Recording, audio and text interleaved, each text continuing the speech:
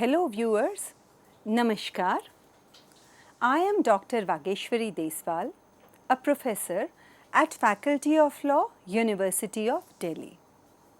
We are doing a series on the new criminal laws, Bharatiya Nyaya Sanhita, Bharatiya Nagrik Suraksha Sanhita and Bharatiya Sakshya Adhiniyam that are set to replace the old Indian Penal Code, Criminal Procedure Code and the Indian Evidence Act.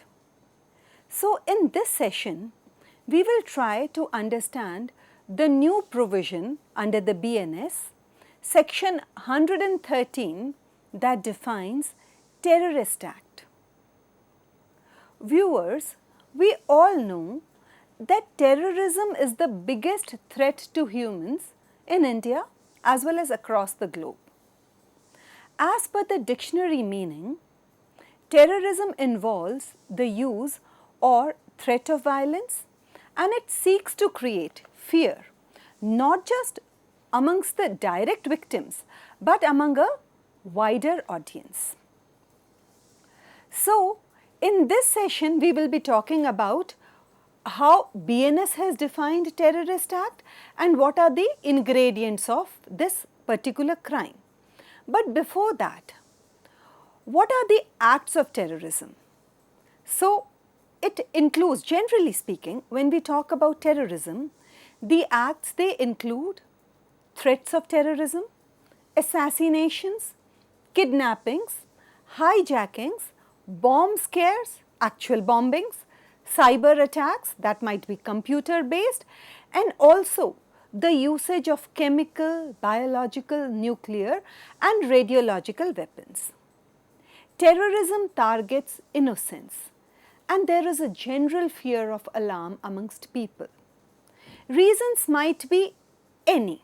Sometimes there are ethnic reasons, religious reasons, ideological beliefs, political causes or it might be anything else. So, you see there could be multiple reasons why people indulge in such terrorist activities. Terrorism, it compels states to take strong repressive actions. Now, in order to take such strong actions against perpetrators of terrorism, sometimes the state might have to do certain activities which might not be totally legal or constitutional. So, when the repressive measures that states they have to sometimes take and when they border onto such illegal or unconstitutional measures, so this sort of creates a negative impression amongst people and governments they lose popular support as people get convinced that their state has failed to control terrorism. And sometimes it might get worse. People might feel that the state is itself compelling people to become terrorists by employing unlawful tactics. So, what happens when terrorist acts take place and the state takes equal counter offensive measures in order to counter that terrorism, many times the state itself is projected in a very negative light. So, first of all, let us talk about the background behind this provision. That is section 113 of the Bharatiya Nyaya Sanhita. We all know that we have the UAPA, which is the Unlawful Activities Prevention Act, which is a special legislation. Earlier we also had TADA and POTA. So, these were all special legislations. Now, special legislations, they work in conditions that are different from ordinary conditions and therefore, special laws they are created with the objective of addressing special situations and for that what is required is the establishment of a new legal structure. Special laws define new offences and they also provide special investigative and adjudicatory procedures to be followed in the prosecution of those offences. Therefore, provisions of the CRPC which will now be replaced by the BNSS. So, those provisions to the extent that they are inconsistent with the special provisions of the Unlawful Activities Prevention Act, they are inapplicable to prosecutions that are done under the special statute.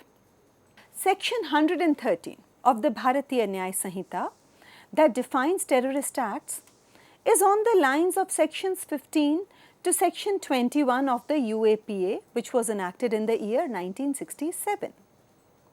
So let us talk about the definition of terrorist act. Under section 113, subsection 1, whoever does any act with the intent to threaten or likely to threaten the unity, integrity, sovereignty, security or economic security of India, or with the intent to strike terror or likely to strike terror in the people of any section of the people in India or in any foreign country. So here you can see from the definition what is required is that the act should have been done intentionally. So the intention should be to threaten, or the act should be likely to threaten. So if you've done an act that is likely to threaten the unity, integrity, sovereignty, security or economic security of India, or if it is likely to strike terror in the people or in any section of the people, so that would be a terrorist act. So whether the act is done with the intention or whether there is a likelihood of the act resulting in any of these acts, then it would be known as a terrorist act. And when such acts they are done by using bombs, dynamite or other explosive substance or inflammable substance or firearms or other lethal weapons or poisonous or noxious gases or other chemicals or by any other substance, whether biological, radioactive, nuclear or otherwise of a hazardous nature, or by any other means of whatever nature to cause or likely to cause death or injury to any person or persons, or loss of or damage to or destruction of property, or disruption of any supplies or services that are essential to the life of the community in India or in any foreign community, or damage to the monetary stability of India by way of production or smuggling or circulation of counterfeit Indian paper currency, coin or any other material, or damage or destruction of any property in India or in a foreign country that is used or intended to be used for the defense of India, or in connection with any other purpose of the government of India, any state government or any of their agencies, or overawes by means of criminal force or the show of criminal force, or attempts to do so, or causes death of any public functionary or attempts to cause death of any public functionary, or detains, kidnaps or abducts any person and threatening to kill or injure such person, or does any other act in order to compel the government of India, any state government of the government of a foreign country or an international or intergovernmental organization or any other person to do or abstain from doing any act commits a terrorist act. So first you see in the definition it is so broad that it says if you use any biological warfare, chemical warfare, bombs, computers, whatever the means that you have utilized. If you have utilized those means to do any of the further activities that were mentioned in the statute. See, sometimes if you've caused the death of any public functionary, that was done to create an outrage amongst the people and at the same time creating an alarm or scare amongst the people. Sometimes what you've done, you've kidnapped, you've abducted any person, you've threatened to kill or injure such person, but all this has been done in order to compel whether the government of India or any state government or the government of any foreign country to give in to their demands. That is, when they hold countries to ransom, when they hold states to ransom, that is, either you do this particular thing or you abstain from doing that thing.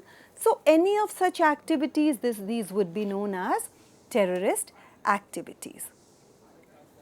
So, for the purpose of this subsection, further there are explanations to clarify the terms such as public functionary.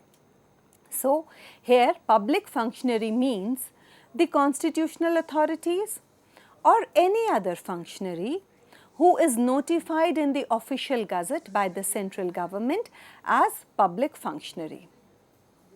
Counterfeit Indian currency means the counterfeit currency as may be declared after examination by an authorized or notified forensic authority that such currency imitates or compromises with the key security features of Indian currency. So, what are the punishments? The law lays down, whoever commits a terrorist act shall, if such offence has resulted in the death of any person, then the punishment would be death or life imprisonment and shall also be liable to fine.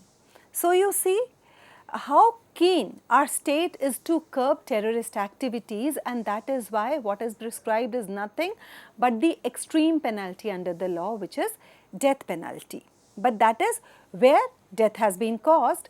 But in any other case where the terrorist activity has not resulted in death, then punishment would not be less than 5 years, but which may extend to imprisonment for life, and the accused shall also be liable to fine. Then, if somebody conspires to commit a terrorist act, when somebody attempts the commission of such activity or advocates or abets or advises or incites these kind of activities, then again the law has provided a specific punishment under subsection 3.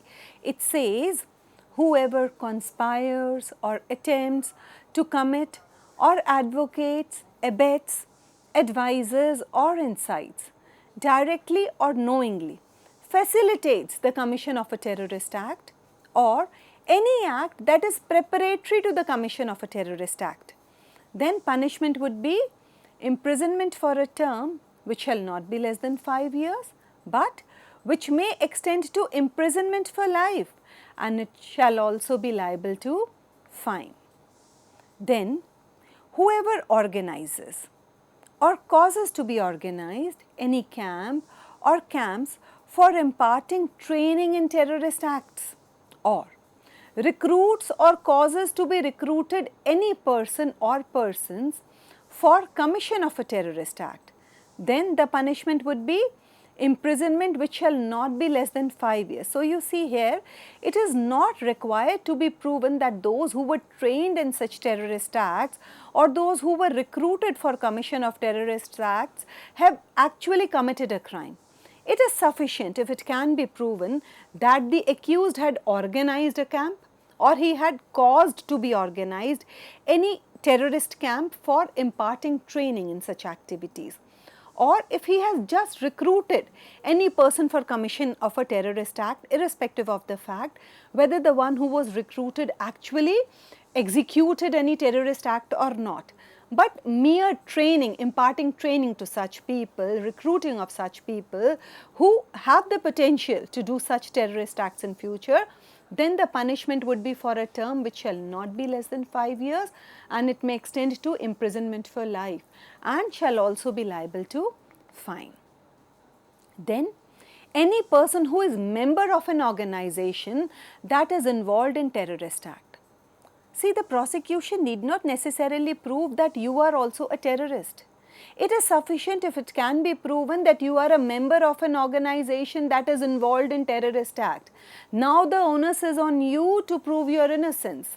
So what the law says is that any person who is a member of an organization which is involved in terrorist act shall be punished with imprisonment which may extend to imprisonment for life and shall also be liable to fine. So people, they are supposed to disassociate themselves from any organization. If you get the information or if you feel that this is an organization that is involved directly or indirectly in any terrorist activities, so you are supposed to make a distance from them, and further you are also supposed to inform the authorities like a good law abiding citizen.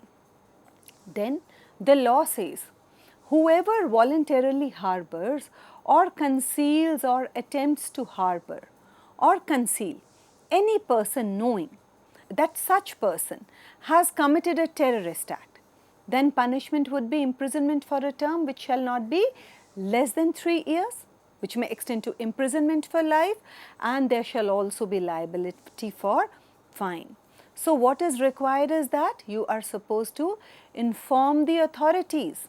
So, if you have harbored any person, you have concealed any person, even if you have attempted to conceal any such person from the law authorities despite knowing that such a person is a terrorist, such a person has committed a terrorist act, then also the punishment would be up to life imprisonment. But then again, there is this exception, that is where the harbor or concealment is by the spouse of the offender. So, here by using the gender neutral term spouse, we have acknowledged the fact that in contemporary times, it is not only men who are engaged in crimes, it is also women who are equal participants in crimes. So, whether it is a harbor which is given by the husband of a woman terrorist, or whether it is harbor or concealment which is done by the wife of a male terrorist, they would be exempted from criminal liability, otherwise the liability would be there. Then, whoever knowingly possesses any property derived or obtained from commission of any terrorist act. So, viewers, you have to pay attention to the term knowingly here, because knowingly it means that some sort of a mens rea has been introduced into the law. So, what does the provision say? Whoever knowingly possesses any property that has been derived or obtained from commission of any terrorist act, or that has been acquired through the commission of terrorist act, then punishment would be imprisonment for a term which may extend to imprisonment for life and shall also be liable to fine. So, it is not that you should have acquired some sort of a property by terrorist act. Even if you are in any possession of any property which was derived or obtained from commission of any terrorist act, even that is a punishable offence. The law further explains that for the removal of doubts, it is hereby declared that officer not below the rank of superintendent of police shall decide whether to register the case under this section or under the provisions of the Unlawful Activities Prevention Act 1967. So, this is an explanation that gives a discretion to the police officer, but then it has given the discretion to a very senior police officer who should not be below the rank of an SP. Now, there is a discretion whether the police officer decides to register the case under the section which is given under BNS, or whether he decides to register the case under the special law for terrorist activities, which is the UAPA. But then again, this is a discretion that has to be exercised with utmost care and precaution. Now, there is a question that people ask, that we already had a special law to deal with terrorist activities, UAPA was already there since 1967, then why did we need a special provision in Bharatiya Nyaya Sanhita? See, UAPA is an act that provides for the more effective prevention of certain unlawful activities of individuals and associations, and for dealing with terrorist activities and for matters connected therewith. So, that is the objective of the Unlawful Activities Prevention Act. Investigations under this UAPA, it is done by the NIA, which is the National Investigating Agency. National Investigating Agency was constituted under the NIA Act 2008 for the investigation and prosecution of offences that affect the national security, sovereignty and integrity of the nation. So, the Act, this NIA Act of 2008, it empowers the officers of the National Investigation Agency of the rank of inspector or above to investigate cases of terrorism, in addition to those conducted by DSP or ACP or above rank officer in the state. So, you see it works on two levels. One, there is an investigation which is being carried out by the state level, and then there is NIA, which is also conducting investigations in terrorist activities. Further, you see trials that are conducted under Unlawful Activities Prevention Act can be held only by special courts that are constituted under the National Investigation Act of 2008. Although the maximum statutory period of detention that is provided under section 167 of the CRPC is 90 days. In cases relating to terror charges, section 43D subclause 2 of the UAPA, it extends the maximum period of detention of an accused to 180 days. See, there are two sides. On one hand, there is the state which is keen to make a crackdown on terrorists. We are keen to make a breakthrough in terrorist activities, reach at the mastermind behind those activities, and that is why they have to be detained. And the maximum period of detention that UAPA prescribes is 180 days. But then on the other hand, we have provisions of the CRPC, wherein the maximum period of detention is 90 days. So what happens that many times people criticize UAPA as being draconian, as being against personal liberties of an individuals, and rightly so. What about people who are accused on the basis of mere suspicion? So such people, if UAPA is applied to them, what happens? They are in detention for a period of 180 days. And recently, Supreme Court had reiterated that the rule of bail, not jail, is not applicable to UAPA. So you see, ordinarily in crimes, the rule is bail, not jail. So what happens? The law, it favors releasing people on jail. We do not want to unnecessarily put people behind the bars. So that is why we have certain bailable offences wherein bail is a matter of right.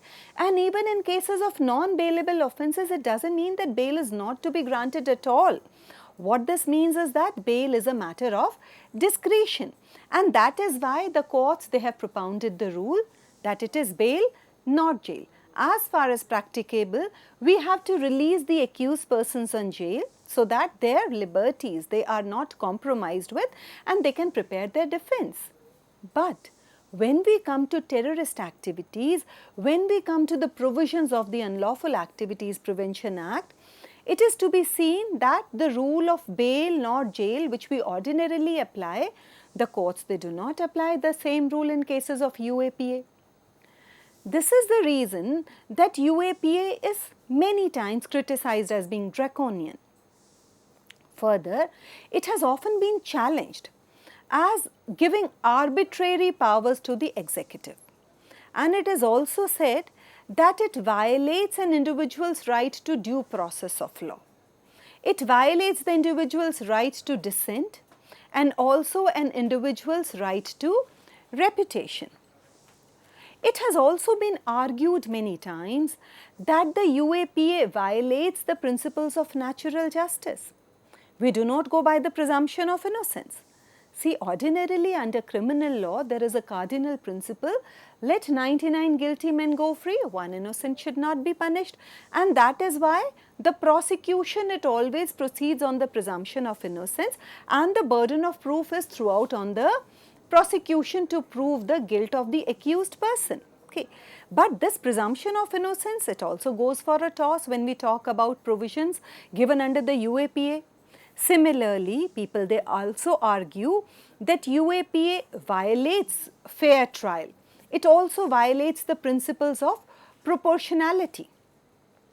The Unlawful Activities Prevention Act is also sometimes criticized for being misused by authorities.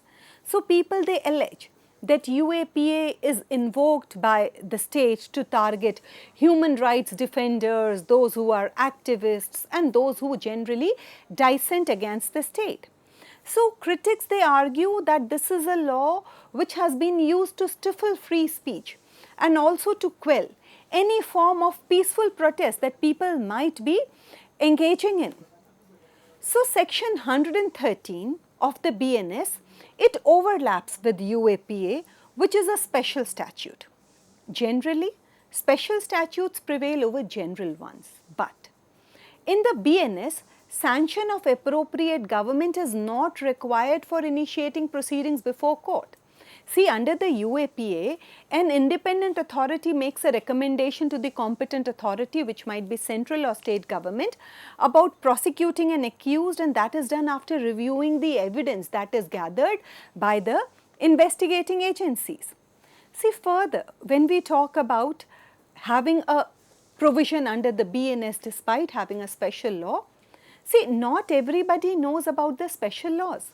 But BNS, being the main substantive law on crimes in India, a crime as serious as Terrorist Act, it deserves to be in it.